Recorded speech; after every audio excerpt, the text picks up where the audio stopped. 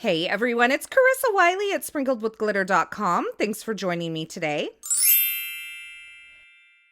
Today I am using some brand new Pretty Pink Posh products, and I'm going to show you how to create a perfect diagonal repeated stamped pattern. I know that's a lot of words, but basically we're going to take this winter greetings stamp set and we're going to create a repeated pattern that fills up the background, but we're going to do this on a diagonal.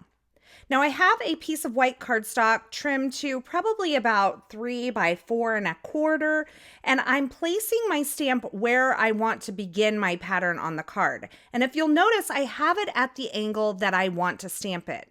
Now I have a grid stamp block, and I am lining up the lines on the grid block parallel to the edges of my cardstock. So basically I'm keeping the stamp block straight and I have the stamp mounted at a diagonal on the stamp block. Now in order to see this a little bit better, I am going to temporarily adhere this onto some gray cardstock on my work surface, and then I am going to ink up my stamp, and I'm using VersaFine Clair Nocturne Pigment Ink. And once I've inked that up, I'm going to take this back over to my cardstock and I'm going to line the lines on the grid block parallel with the edges of the cardstock that I've trimmed down. So the thing about creating this repeated diagonal pattern with your stamps is that every time you line up the block, you're going to shift it over a little bit. So here I'm shifting down and over, and then I'm shifting down and to the right. But each time I'm stamping, I'm keeping the grid lines parallel to the edges of the cardstock. So I'm just going to fill this in and kind of create this pattern over the entire background of this cardstock. And you'll notice that each time I re-ink, I'm going to line up the straight lines on the grid block with the straight edges of that cardstock. And you can see I have sped this up, but this doesn't take too long at all. Because really, you're not trying to figure out what angle you need to go in at, because the lines on the grid block are going to tell you to keep that block straight. You just have to kind of figure out how far over and how far up you need to shift each of these stamped images. And once you kind of fill in your areas below, you'll get to know this stamp and you'll be able to create this pattern very quickly. I'm kind of referencing the spacing of some of the lines below to help me position the stamp's images above where I've already stamped, and that also is a great tip for this. Now, another thing that really makes a great stamped pattern is to make sure that the images kind of bleed off all of the edges. And you can see I have some over stamping onto that cardstock below, but I'm allowing some of those images to fall off the edges of the cardstock. And now I have this perfect repeated diagonal stamped pattern for my background on my card. Now, because this is a pigment ink, I'm going to go ahead and heat set this before I move on to my next step so that I make sure that I don't smear any of this ink. Pigment ink takes a little bit longer to dry than a dye ink, so you want to make sure that you're not doing anything to kind of mess it up before it dries. So I just hit it with a heat tool and that fixes the whole thing. Now I'm cleaning the stamp because I am going to stamp the stamped image again, but this time I'm going to do it in a few different ink colors. I'm using some Hero Arts Ultra Clean stamp cleaner to clean that and make sure I have all of that black pigment ink off of the stamp before I stamp. Now I'm coming in with cranberry ink, poppy ink, and watermelon ink, and these are all from Concord and Ninth. And I wanted to add some color to this pattern that I've already created. Now it looks really great in black and white, and quite honestly, you could leave it just like this and then embellish around it. But I'm also going to add a little bit of dimension by die cutting these colored stamped images and then pop them up over the stamped images that are below them. So this will make sense here in just a moment. So I've stamped 2 images in the cranberry ink, 2 images in the poppy ink, and now I'm stamping 2 images in the watermelon ink.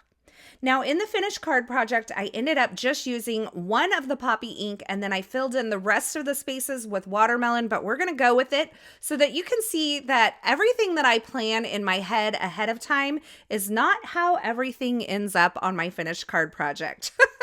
I've been known to take some twists and turns along the way as I create, and so I just left this in here so that you could see this as a witness to what I'm telling you that's true. Not everything works out that I think will. And so I just kind of stick with it and just go with my gut when I'm feeling out all of these different options. Now I have a few greenery dies, and these are from the Pretty Pink Posh Wreath Builder die set.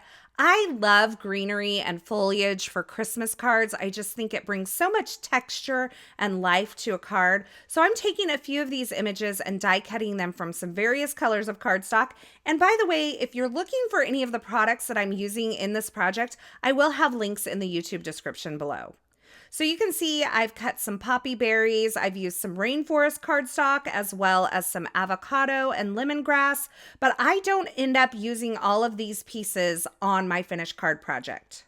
Now there are various sizes of these holly leaves and different sprigs included in the Wreath Builder die set. So I have a couple of options here, and I decided that the first holly leaves that I die cut were a little too large for this. And basically I'm going to take this red or poppy Noel and I'm going to pop it up. When I'm creating that stamped pattern, I usually put my first image in kind of that lower right-hand corner, but I want to make sure that image is complete because that's the one I'm kind of going to bring all of the focus to.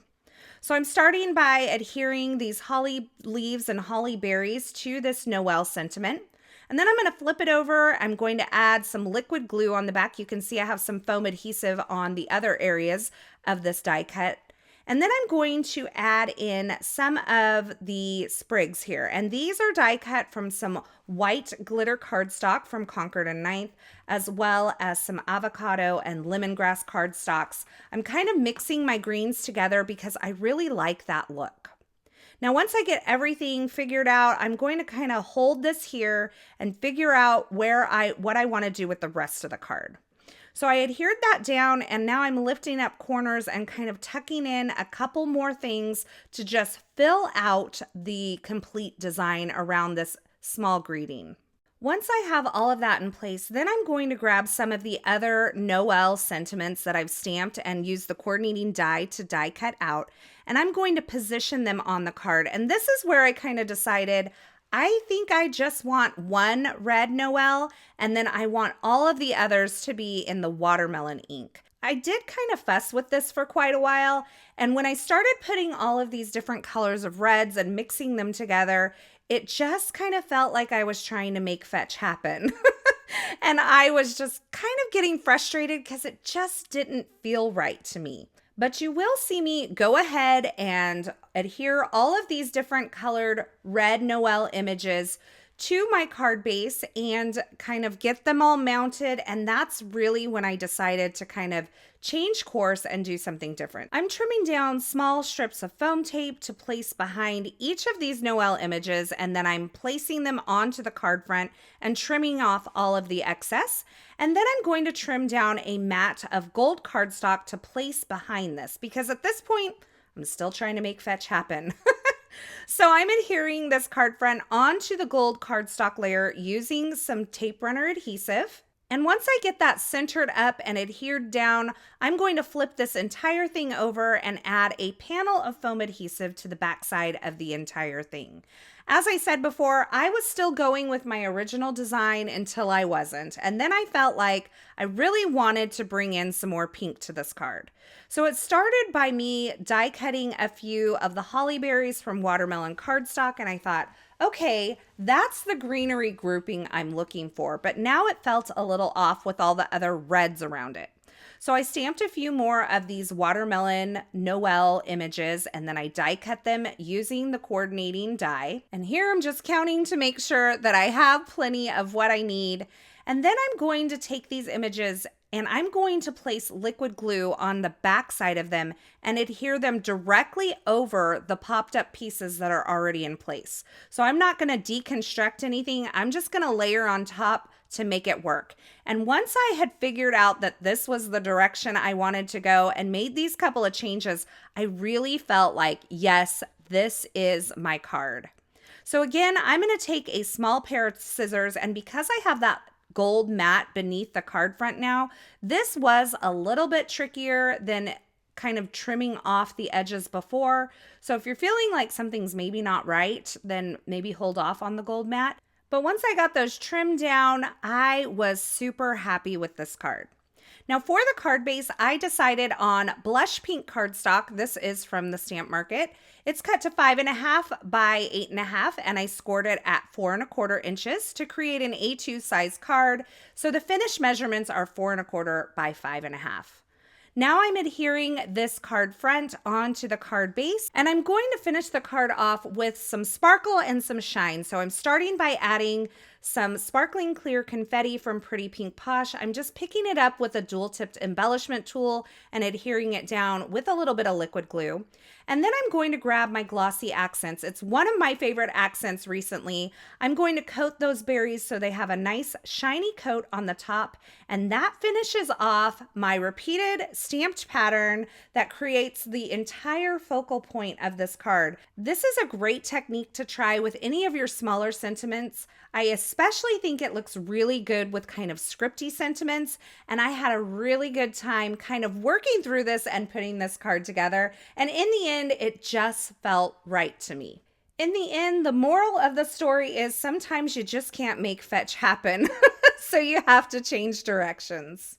Now, as always, I will have links to the featured products used in this project in the description at YouTube. So if you're looking for something in particular, you can check there, or you can head on over to my blog at sprinkledwithglitter.com. I'll have that linked below as well. Over there, you'll find more still shots, more information, and a complete list of supplies. I also wanted to mention that this project is a part of an Instagram hop happening today over on Instagram. There's lots of inspiration, prizes, and more, so be sure to check it out. And I have my Instagram profile linked below. As always, thank you so much for stopping by and hanging out with me today. I am so thankful that you're here. I hope you enjoyed this video, and I hope you enjoyed this project. If you did, be sure to give this video a thumbs up, and don't forget to subscribe and turn on the notifications so you won't miss any of my paper crafting and card making video tutorials. Thanks again for watching, and until next time, I hope you have a fabulous day.